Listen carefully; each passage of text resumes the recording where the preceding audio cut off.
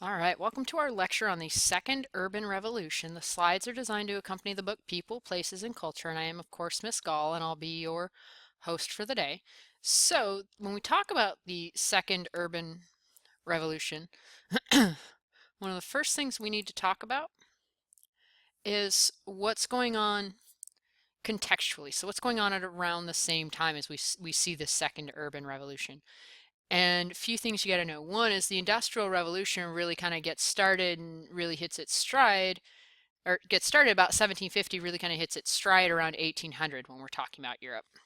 Okay, so at that time, around 1800, Western Europe is still overwhelmingly rural. People just are not living in the cities. They live out in farms, in small villages or towns. Um, but as agriculture becomes increasingly efficient and fewer people are able to grow more food, what you see is the remainder of the people, these folks who previously would have been helping to grow food or maybe even tied down to the land, migrating into the cities so that they can get jobs and take advantage of all the various things cities have to offer, including but not limited to social and social opportunities as well, right? The ability to meet new people, maybe to find a spouse, or to kind of lose yourself in the cities. With that, these cities start building and building and building. They become huge and they have to adapt to that mushrooming population.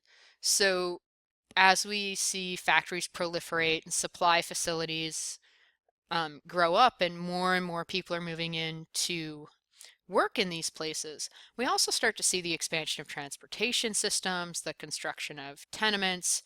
It's right around 1800, for instance, that you see railroads start to take off, right? And you see tenements, which are really, it's a fancy word that means gross, nasty apartments. Okay. Um, and tenements they're small apartments. Oftentimes they were shared by lots of people, by big families or larger groups of people to be able to afford them. And they are poorly built, poorly constructed. And but what they do is they do keep a roof over your head. So they do, in that sense, work the way they're supposed to. Jumping back a little bit in time, and I already kind of touched on this a little bit, right? A big piece of what we're seeing here is a bunch of really important improvements in agriculture. For instance, developments of harnesses that allow horses to pull larger plows, development of more efficient plows. Ultimately, when we get into America, we start to see the development, for instance, of tractors and the like. We see more efficient natural fertilizers being developed, irrigation being spread, and things like that that really start to improve the output of agriculture and free folks up to move into the city. As they're doing that, right? And as those folks are moving out, that then increases the need to make sure that we've got more organized production so we don't have to worry about them, that we're collaborating between the producer and the market so that the right amount of food is getting to the right place. Right? And also increase storage capacities because in Europe, one of the biggest crops was grain. And truth be told, wheat, if and most other grains, if you store them properly, will last for years and years and years and years. But you've got to make sure that you're storing them properly, right? And so what that does is enables farmers to build up extra for lean years that they could then sell off or allow cities to stockpile extra so they make sure that there's always food. And a lot of the industrial cities that grow up during this time period start out either as small villages or they start along canal or river routes, right? And a canal is the difference between a canal and a river is that a canal is man-made.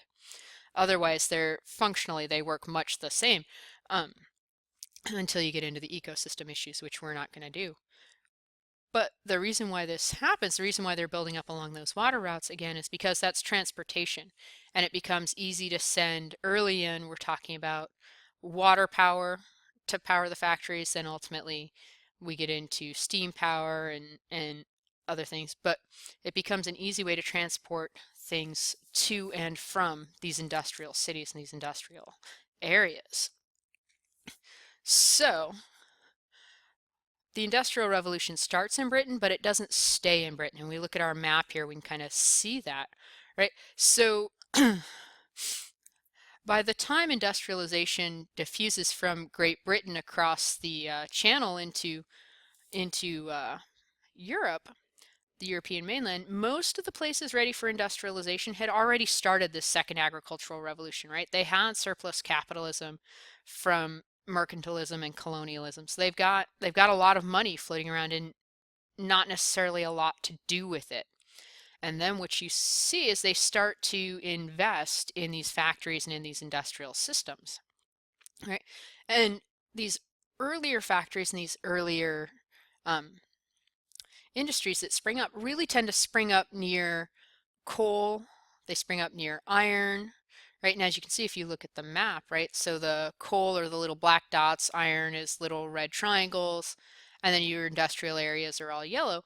By and large, those industrial areas pretty close to coal or iron or things like that. For sure, what ends up happening is you see the spread of railroads throughout the European mainland, and this is still a big way to get around there, right? But the big reason why they spread is to be able to transport goods and people from one place to another as part of this industrial revolution.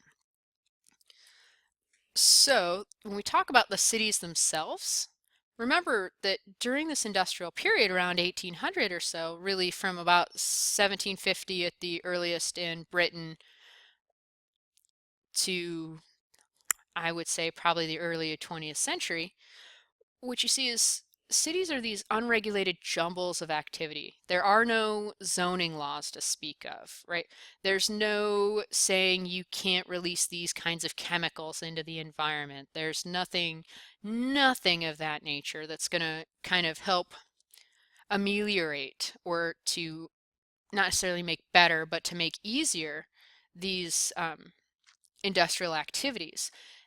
And most of the workers, they're poor, they're from the countryside.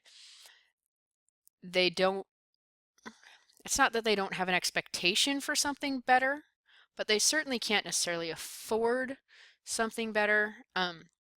And quite frankly, the jobs that were available are not necessarily the greatest. So what you see is these working conditions in particular are bad. The living conditions are, by today's standards, appalling. Remember, this is before the modern social health movement, so they're not doing things like cleaning streets. There is no trash pickup, right?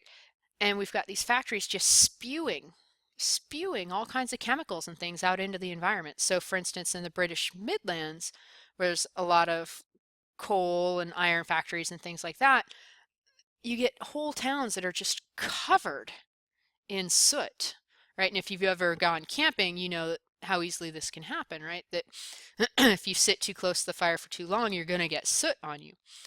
So we get whole towns and whole cities that are so deeply covered that they literally call them black towns. It's just a little bit of craziness.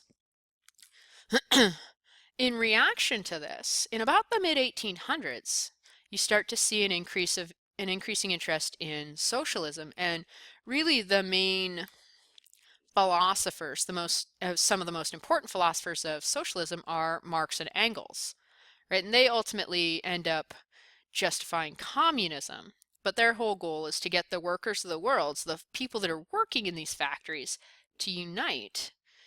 And then the idea is once they unite, then they're going to be able to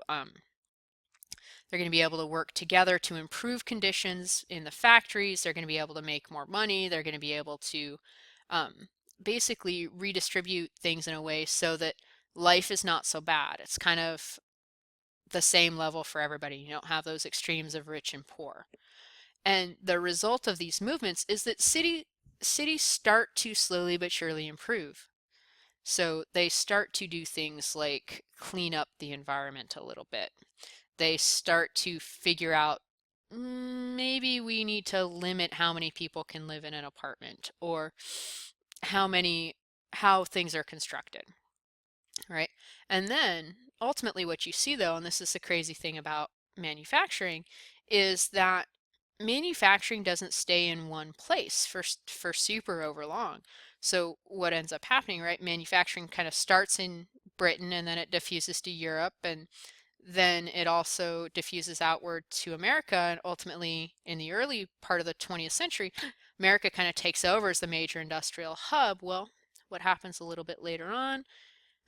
Manufacturing moves again, and now the major industrial manufacturing hubs that we think of are not the US, it's not Europe, it's actually over in Asia. So, and honestly, a lot of Asian cities are facing some of the same problems that these European cities faced in the 1800s, right?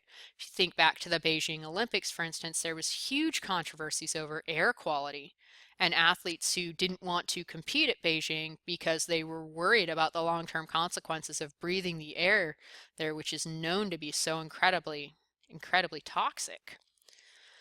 So I'm going to go ahead and wrap this up. Our lecture here today, we've been talking about the second urban revolution. And with that, a big piece of that to really understand what's going on is you have to talk about the Industrial Revolution. So we did that. We looked a little bit at where the Industrial Revolution started, where it spread, how it spread. And we also talked about what led to um, both the Industrial Revolution in some ways and for sure the Urban Revolution. We talked about the Second Agricultural Revolution and why people are moving into the cities. We talked about conditions in the cities and what that meant for workers. So if you have any questions, I'd be delighted to answer them. Please feel free to bring them into class the next time I see you.